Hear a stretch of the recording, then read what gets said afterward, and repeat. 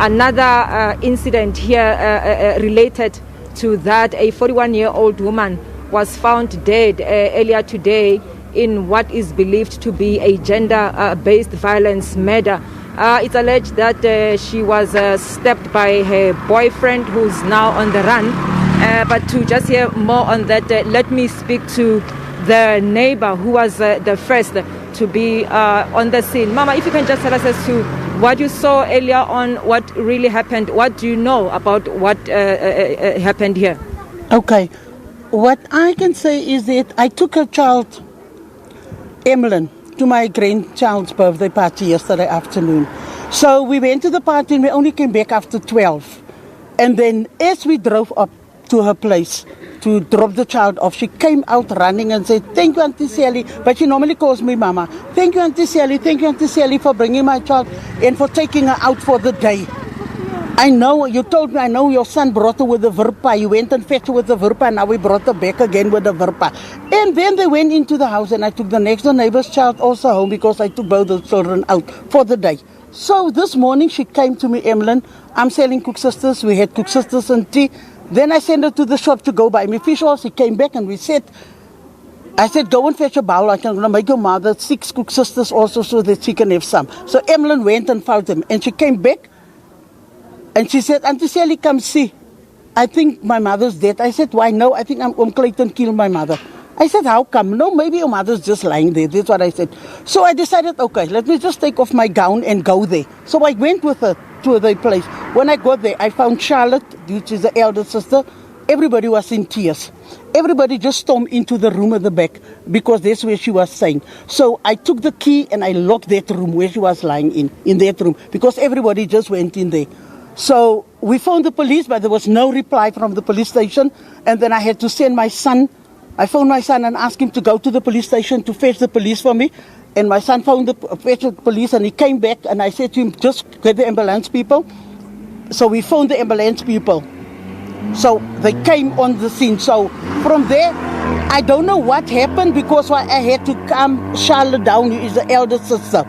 But here in Eesterust, we haven't got gender-based violence. We've got a problem with drug dealers. That's the only problem we've got here, not gender-based violence. But drug dealers, there's a lot of them. And for Evelyn to leave her young children behind, the eldest is 22 years, there's a son, the girl, Emlyn, is 11 years old. It's really heartbreaking. But the person that can explain everything to you better would be her sister Charlotte. Thank you, Mama. Palisa, if we can just also talk to the elder sister here.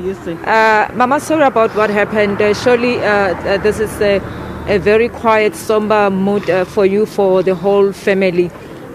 What exactly, transpired?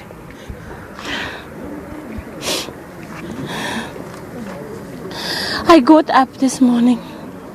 As I usually do, I go at the back. This morning, Auntie Siska,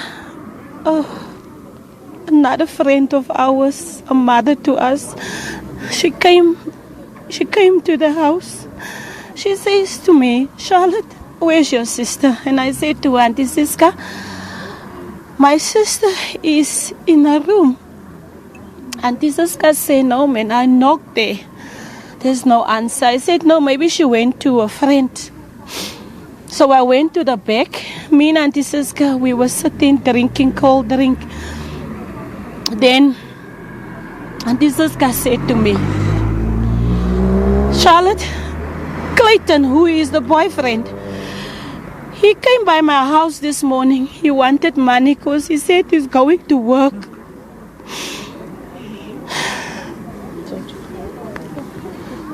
What type of a person was Clayton, Mama, if I can ask you?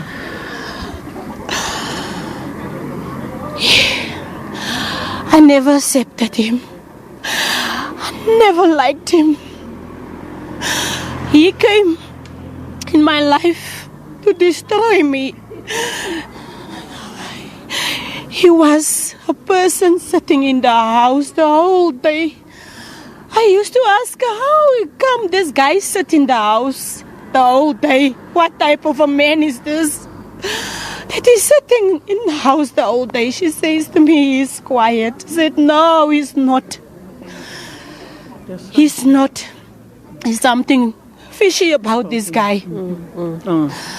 He never liked me. I never liked him. Because when he started the relationship, I ended it. I fight every day, every night. I didn't want him. The last day that he hit her was the day that I told him, you're gonna leave this house. If you hit her again. He stopped it. He stopped it. Last night I was sitting with them, the two of them. She asked me to accept him. She said to me, I must accept him, I must let him in the house. I couldn't. I said to her, I couldn't. I can't. I said to her, I can't. She says, please, just talk to him. And I talked to him. Oh, he said to me, he'll take care of her. Maar Clayton, I don't know what he left me with. When I found her there this morning, I was knocking on a door. I was knocking on her windows. I was knocking all over. I was just screaming her name. But then something in my heart said to me, there's something wrong. There's something wrong. I pushed the door. Emlyn came with me. We looked for keys in the house to open the door. I don't know, that door opened with that key. That door opened. And when I went in, she was in a bed. She was in a bed. He left her there to die. He killed my sister. I don't know. Okay, I'm sorry, ma'am. I'm sorry about that. Palisa, a very melancholic moment for the family. As you can see here, the boyfriend apparently, or the sister actually has been suspecting that something was not really going well with him, and on a number of occasions she has tried to, end the relationship, but she couldn't succeed. But if I can just perhaps go back to the neighbor, because she explained earlier on that the abuse has been there, and the deceased has always been, complaining about that. Mama, if you can just again come this side. You said earlier that the deceased has complained before about this guy. If you can just tell us about that. Yes, she did complain a lot of times, multiple times, about this guy that's been hitting her. I called them in because I'm the sector leader in Islands Park. So I called him in and I spoke to him about this. And I told him that if he does it again, I'm going to go to report him to the police station. But every time when me and her are supposed to go to the police station to report it, I don't know what he whispers in her ears. Pillow talk, ne? So you'll never know what they're telling. And then automatically then she doesn't say anything. Then we don't go to the police station. But my younger brother even said, you know what, my sister, this guy is going to kill Evelyn. He's going to kill Evelyn one day. That's what he said. As you can see, Palisa, people, have assembled here with their cars, still reeling with shock about what happened here. As Mama earlier explained that this place is mostly known with or by drugs, and it's actually this incidents like this are not rife here, except for the fact that the one major problem and concern is that issue of drugs. Back to you in the studio, Palisa. All right, so Molemo, just before we let you go, have you been able to speak to the police, maybe because we understand that the suspect may have fled the area? He may be in Johannesburg as it is now. Do we know anything about his whereabouts? Are the police even there to give a bit of information regarding this issue?